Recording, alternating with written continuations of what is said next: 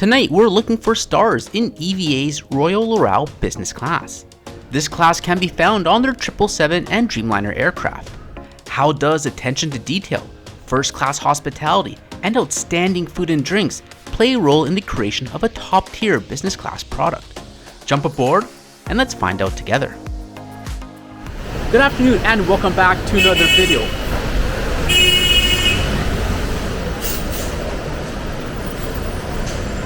Good afternoon and welcome back to another video. Wow, I've been looking forward to this flight for some time. I think I have a good one. Now hear me out. Mainline carrier, business class, Asia. I think that's a winning combination for a great flight. This evening we'll be flying with EVA Air from Seoul to Taipei in the Royal Laurel business class on one of their Dreamliners. The flight is set to depart at 7:45, so come along as we go from A to B. Sit back, relax, and enjoy. EVA's check-in is located in the east section of the departures floor. By the time I made my way over, there was already a solid line for check-in and baggage drop-off. I dug a little deeper into this and it appears that kiosk check-in is unavailable for EVA and other Star Alliance members at ICN, which I was surprised to discover for such a large airport, and which perhaps explains the lines.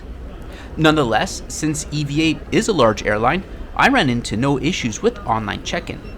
With having a middle name is sometimes a problem, which I ran into in the last video and other smaller regional airlines in Asia. When flying EVA or any other Star Alliance member out of Incheon, there are 4 lounges at our disposal. 3 Asiana lounges are located throughout the terminal, and Singapore Airlines Silver Crest Lounge provides an alternative to Asiana, which we visited back in 2024. It's a solid choice in terms of food and drink selection and relaxing ambiance. But I've yet to experience Asiana's lounge during the evening, so this was my intended goal. Evenings tend to be busy at large hubs in Asia with connections and North American bound flights preparing for their journey across the Pacific. I poked my head in the central lounge briefly, but it was overly full, so I headed to the West Lounge, which was much quieter. One thing I noticed is that the 3 lounges are set up almost identical, so each provides a similar experience. The lounge extends a relaxing atmosphere with various types of seating options to cater to guests. If you're traveling in a group, there's space for you too. If there is one downside to the lounge, it's the outside views are hindered, so plane spotting is best done on the main terminal floor. But I guess it's tough weighing views versus sun retrieval barriers. When it comes to getting a bite to eat, there's a range of hot and cold items. The hot menu tonight included a beef stir fry, sauteed mushrooms, and some spicy fried chicken. Loved it.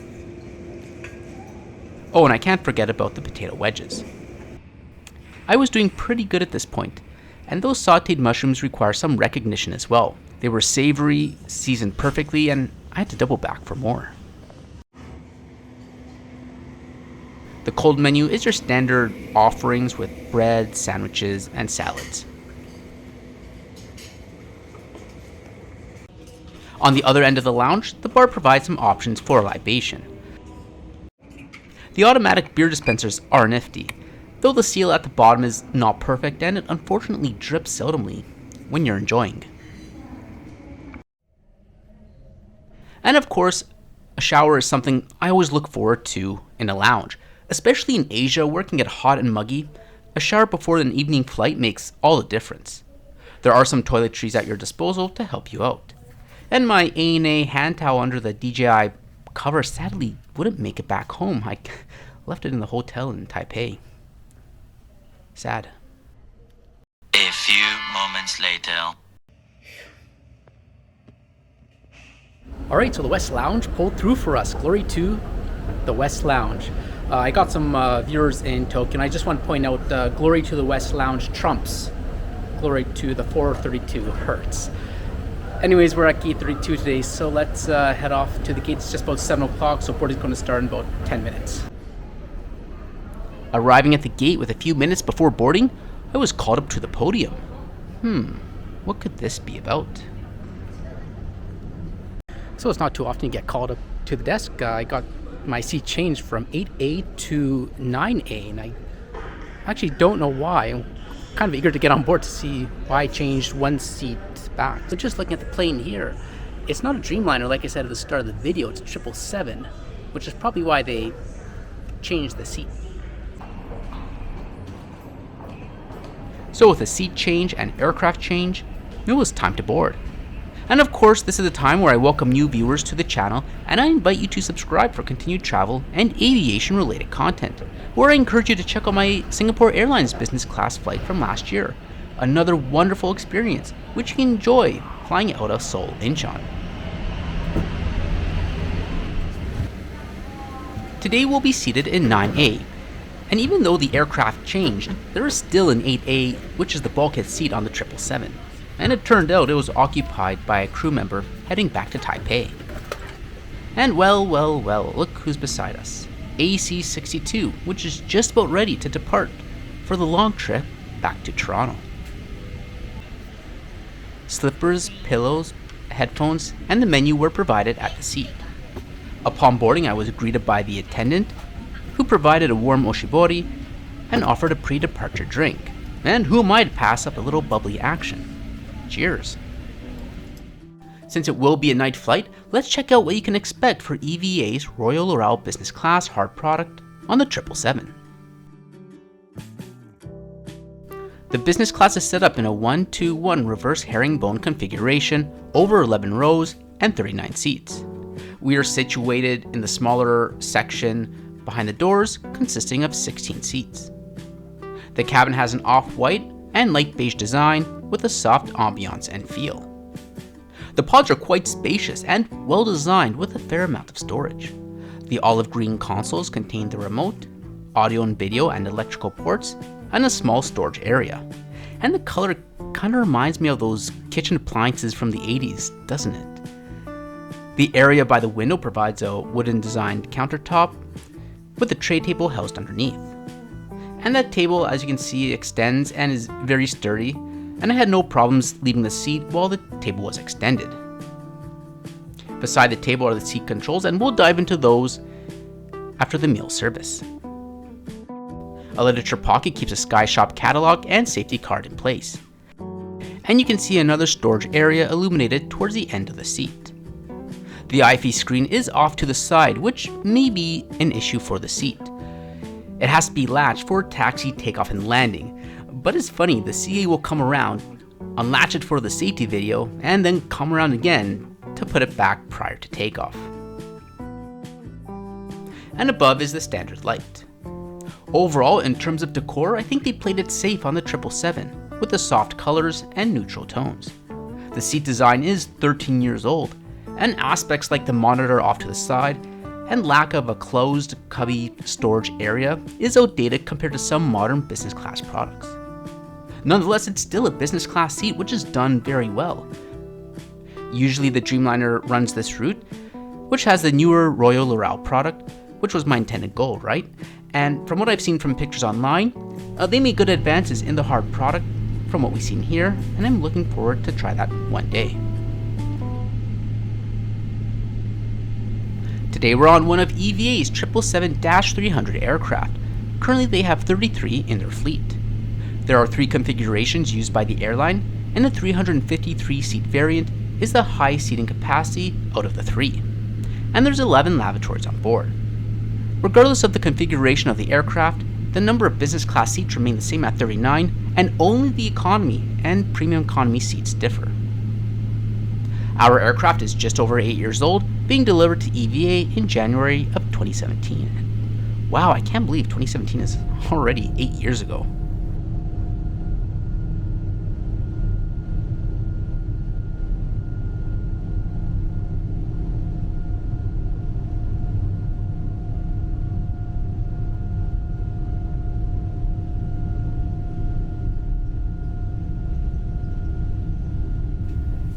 We'll have a flying time of 2 hours and 20 minutes to reach Taipei. Service started promptly after taking off. There's 2 options for the main course this evening. A seared halibut with a mango salsa, sounds amazing, or the braised spare ribs, also a solid choice. There are a couple pages of the bar menu, and you can pause if you want to read further. Now, I'm not too much of a wine connoisseur, but I do respect the details put into the wines, which includes information regarding the vineyard and how each wine is produced. Ah yes, here we go, the appetizer. We're off to a good start here. It's a cold dish with grilled chicken, apricot quinoa salad, lightly steamed asparagus, and pickled onions. And the flavors were nice and bright with the acidic component from the pickled onions and the fresh fruitiness of the quinoa salad. There was a selection of breads available, and I went with the cheese bun this evening. For the main course, spare ribs was the winner. How could I pass that up? Presentation is spot on, nice details with the vegetables, and all elements are proportional. And the pork was absolutely tender. Would you just look at it? It's like butter. Didn't even need a knife for it. The flavors was fantastic as well, and it has that star anise component. I think that's a spice, or is it 5 spice? It's very common in Taiwanese cuisine, but it's something I really don't find in Korea or Japan. And sometimes I can find it overpowering, but it was well balanced and very pleasant. And for dessert, we have a caramel chocolate mousse, which was absolute heaven. The chocolate mousse with the salt caramel center was a hit. And the bottom was a sponge with a citrus orange component. Wow, amazing and very delicious. This was a wonderful meal experience. Every component of the meal was well balanced and delicate. And the level of detail throughout, such as the EVA branded cutlery, the floral cuts of the carrots, doesn't go unnoticed. After the meal service, one last oshibori and a candy was handed out, and the lights were turned off for the remainder of the flight.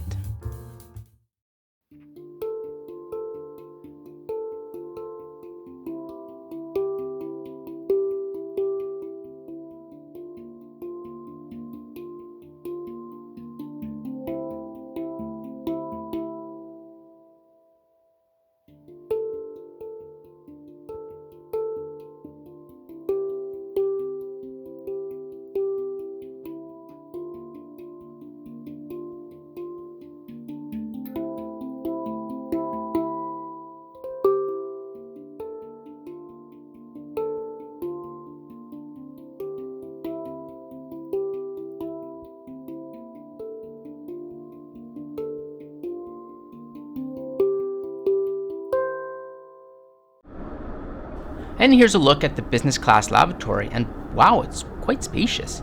I'd say it's about twice the size of a regular lavatory. One thing that is not provided on these regional flights is an amenity kit, but the washroom has a few items at your disposal. On the way back, I reclined the seat to test out the lie flatness of the seat, and it was quite comfortable. A mattress or seat cover is another thing you tend not to find on these regional flights, but blankets are available if asked. I found the seat space comforting and not confined, with enough space to sleep on your side if desired. The far end tapers down, but I'm not tall enough for this to be of any concern, and by the looks of it, the bulkhead seat will provide you with a bit more width if desired. EVA provides Wi-Fi on their 777s. They offer a free 30-minute session, which I think is generous, especially for a flight of this length. Plans are priced in American dollars, and I find these prices on the high side considering the data limit for each plan. You can also access the menu, Sky Shop, and magazine via the web portal. The IFE has a clean and simple design. Now, the small library appears to have an even distribution with Western and East Asian content. I do wonder if these airlines have different libraries for long-haul and regional routes. The selection we see here seems okay for a 2-hour flight, but maybe not for a 12-hour trip. And if anyone knows, please leave a comment. There is also the remote, which you can use, though like a lot of seats I find the touchscreen simply easier, and I use the remote for the moving map. And with the lights of Taiwan and Taipei in the distance coming into view, our trip is nearing its conclusion. I was very pleased with EVA's regional product. On the ground, the online check-in was easy, and it communicated clearly at the airport when changes arose. On board, the cabin and seat are comfortable and relaxing. The crew, like many of my flights, worked hard and contributed to the overall experience. I really enjoyed the focus on attention to detail in EVA's business class product, whether it being the interior design or the meal service. Often when we think of business class tickets, we may think of prices of $1,000, maybe $2,000, but in Asia, these regional flights are much more affordable. And from talking to my colleague the other day, apparently these business class flights are cheaper than domestic economy flights to the BC interior.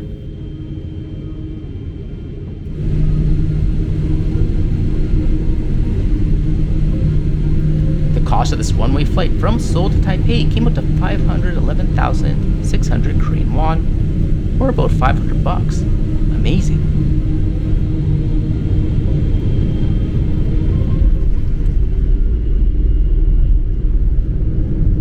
Back on the ground, I set my clock back an hour, and I think I'm just about to call it a day. Thanks for watching. Let me know your thoughts on EVA's regional business class product, and I'll catch you in the next video.